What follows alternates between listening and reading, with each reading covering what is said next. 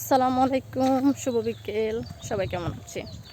যে গ্রামের রাস্তা দিয়ে হাঁটছি, কাটা মাটির রাস্তা, যে মাটির রাস্তা, দুই খেতে ধান ক্ষেত।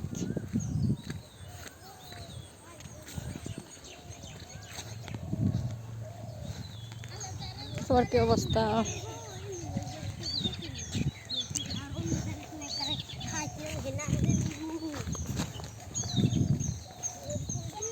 এই রাস্তা দিয়ে যাইতে এক পাশে হচ্ছে, আমি যেখান থেকে আসতেছি ওটা হচ্ছে আমার নানার বাড়ি, এই পাশে এই বাড়িটা হচ্ছে আমার চাচাতো বোনের বাড়ি, আর এই যে